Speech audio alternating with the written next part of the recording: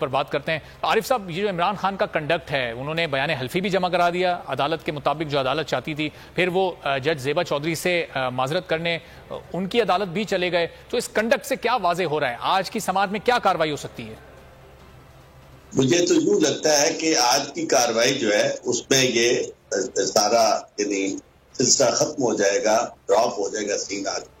کیونکہ بنیادی طور پر جو مقصد تھا کورٹ کا وہ یہ تھا کہ انہوں نے اپنی ماتحت عدلیہ کی وقار کے لیے، ان کے تحفظ کے لیے یہ قدم اٹھایا تھا کہ ان کی ماتحت عدلیہ اتنی انٹیمیڈیٹ نہ ہو جائے کہ پولیٹیشین جو ہیں وہ سدے عام کھڑے ہو کر انہیں دبانا شروع کر دیں. ورنہ تو یہ کوئی ایسی بات تھی نہیں کہ جس میں کوئی ایسا توہین عدالت کا عنصر ہو. خاص طور پہ جب انہوں نے یہ کہا کہ میں قانونی کارروائی کروں گا، چھوڑوں گا نہیں، لیکن الفاظ کا چناؤ جو تھا چھوڑوں گا نہیں اور انداز جو تھا وہ کوئی اتنا زیادہ قابل ستائش نہیں تھا. اس لیے جب عدالت کے سامنے وہ پیش ہوئے اور انہوں نے اپنا یعنی کوشش کی کہ میں بیان دینا چاہتا ہوں اور ایک تاریخ پہ ایسا نہ پیشی پہ ایسا نہ ہو سکا، لیکن جب دوسری دفعہ وہ گئے تو انہوں نے جا کر عدالت کے سامنے اپنا بیان ریکارڈ کروایا اور اس بیان کو عدالت نے کافی تسلی بخش، شفیع بخش قرار دیا. اور سو جو آخری بات تھی وہ انہوں نے عدالت نے تو کہا جی آپ کی اپنی مرضی ہے، آپ کا چوائس ہے کہ آپ اگر جانا چاہتے ہیں، ان سے معافی مانگنا چاہتے ہیں محترمہ زیبا چودھری صاحبہ سے تو وہ آپ کر سکتے ہیں. تو میں سمجھتا ہوں کہ پھر اس کے بعد جب وہ وہاں چلے گئے تو پھر تو کوئی باقی گنجائش رہ نہیں گئی، کیونکہ توہین عدالت کا مقصد تو یہ ہوتا ہے کہ ایسا کنٹیمنر جو جان بوجھ کے ڈیلیبریٹلی کورٹ کی توقیر کو خاک پہ ملا رہا ہو، توہین کر رہا ہو، جس طرح وہ ترال چودھری اور دوسرے لوگ جو تھے جن کے خلاف کارروائی جنہوں نے یعنی نیال ہاشمی وغیرہ ان کی زبان و بیان، ان کا لہجہ،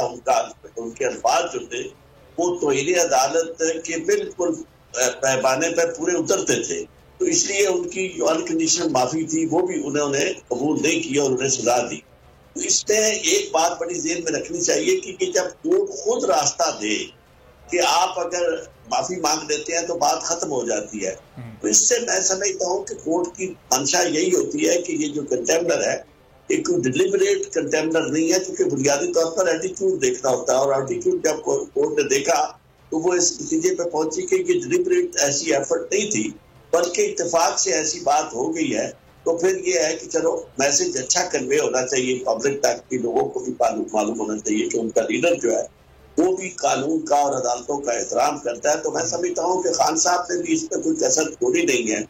انہوں نے عدالت کے سامنے بھی اور اس کے بعد جا کے معافی مانگنے والی بات وہ بھی میں سمجھتا ہوں دونوں چیزوں کو اکٹھا دیکھ کے تو یہ معاملہ تو آج ڈراپ سین ہونے لگا. صاحب، یہ عمران خان صاحب کا جو بیان حلفی ہے جو انہوں نے انداز اپنایا، کیا اس کو غیر مشروط معافی ہی تصور کیا جائے یا پھر قانونی طور پر غیر مشروط معافی کوئی مختلف چیز ہوتی ہے، اور یہ جو بیان حلفی جس طرح عمران خان کے جو الفاظ ہیں یہ کچھ مختلف ہے، ان میں کوئی فرق ہے قانونی لحاظ سے؟ میں آپ کو ایک عرض کروں، یہ روح کی طرف دیکھا جاتا ہے، یعنی الفاظ کو نہیں دیکھا جاتا. اصل بات روح کی ہوتی ہے. روح کیا ہے اس چیز کی؟ یہ کوئی ایسا یعنی فوجداری مقدمہ تو نہیں ہے، یہ تو ایسا مقدمہ ہے جس میں عدالت کی عزت اور وقار کا مسئلہ ہے. تو اگر کوئی شخص یہ کہہ دے کہ میں نادم ہوں، اگر مجھ سے کوئی لفظ نکلے ہیں تو میں اس میں ندامت محسوس کرتا ہوں، مجھے ایسے لفظ نہیں کہنے چاہیے تھے اور میں آئندہ بھی محتاط رہوں گا، اس طرح کے الفاظ استعمال نہیں کروں گا، اور جس کے بارے میں کہا گیا ان کے پاس جا کر معافی مانگتے ہیں، اس کے بعد میں نہیں سمجھتا کہ اس کے لیے کسی اور غیر مشروط معافی کی ضرورت ہے. وہ تو خیر میرا خیال ہے کہ عمران خان صاحب اس لیے بھی تیار ہیں کہ اگر وہ چاہے کورٹ کو وہ غیر مشروط اگر ان الفاظ پہ وہ راضی نہ ہو تو وہ الفاظ بھی دینے کے لیے تیار ہیں. تو میں سمجھتا ہوں کہ شاید کورٹ اپنے طور پر یہ سمجھے کہ اتنا وقت مزید درکار نہیں ہے اور نہ ہی اس کو لمبا کیا جائے، تو آج وہ شاید اسے ڈراپ کر. تو اس کا مطلب عارف صاحب کہ جو چارج فریم کی بات کی جا رہی ہے وہ گزشتہ سماعت پر بھی نہیں ہوا. 22 ستمبر وہ تاریخ مقرر کی گئی تھی، پھر وہ اس سے ہوتے ہوتے آج یہ 3 اکتوبر آ گئی ہے. تو اس کے کوئی امکانات نہیں ہیں، کوئی قانونی نقطہ ایسا نہیں ہے کہ عمران خان پر چارج فریم ہو سکے؟ نہیں، چارج فریم ہونے والی بات اس لیے نہیں ہے کہ اگر چارج فریم ہونا ہوتا تو کورٹ جو پچھلی تاریخ میں چارج فریم کرتی تھی اور عمران خان صاحب کو یہ موقع نہ دیتی کہ بھئی وہ یعنی بیان حلفی داخل کرے. اس کی وجہ یہ ہے کہ چارج فریم تو اس وقت ہوتا ہے جب کورٹ یہ سمجھتی ہے، اسے انڈائٹمنٹ کہتے ہیں انگریزی میں، جب کورٹ یہ سمجھتی ہے کہ یہ اب جرم جو ہے یہ آلموسٹ پرائما فیشی ثابت ہو چکا ہے، تو اب اس کے لیے اب ملزم سے پوچھنا ہے کہ اس کا کیا نقطہ نظر ہے، وہ کیا کہنا چاہتا ہے۔ لیکن جب کورٹ نے وہ راستہ اختیار نہیں کیا، نہ ملزم نے وہ راستہ اختیار کیا کہ جس میں وہ چارج فریم ہونے والی صورت پیدا ہو، اور نہ عدالت نے وہ راستہ اختیار کیا، اس کے بعد چارج فریم ہونے کا سوال نہیں پیدا ہوتا، کیونکہ اب تو بالکل وہی بات ہے کہ معافی تلافی والی بات اور معاملہ ختم ہونے والی بات۔ صحیح۔ اور پھر عارف صاحب، یہ جو ہائی کورٹ کا دائرہ اختیار ہوتا ہے، چونکہ جو گفتگو عمران خان صاحب نے کی تھی وہ سیشن جج سے متعلق کی تھی اور سماعت اس کی ہائی کورٹ میں ہو رہی ہے، تو ہائی کورٹ کا یہ دائرہ اختیار ہوتا ہے کہ سیشن جج سے متعلق بھی اگر کوئی گفتگو ہوئی ہے، کوئی بات چیت ہوئی ہے، تو وہ اس کو توہین عدالت کے کیس کے طور پر ڈیل کرے۔ دیکھیں، میں آپ کو ایک عرض کروں، اس پہ زیادہ ہمیں اس لیے زور نہیں دینا چاہیے کہ اب معاملہ خان صاحب کا ہے اور پاکستان کے لوگوں کا ہے جو خان صاحب سے محبت کرتے ہیں، اس لیے ہم عدالت کے معاملے میں زیادہ بات میں نہیں چاہوں گا کرنا تو یہ بات ہے کہ اس معاملے میں یہ معاملہ آنا ان کی طرف سے چاہیے تھا جن کے خلاف یہ الفاظ استعمال ہوئے ہیں۔ وہ بتاتی کہ بھئی میں اس حالت میں ہوں کہ میں فیصلہ نہیں کر سکتی اور میں دباؤ محسوس کر رہی ہوں اور میری عزت اور وقار جو ہے وہ مجروح ہوا ہے، تو وہ تو اس میں کنٹیمپٹ پٹیشنر نہیں ہے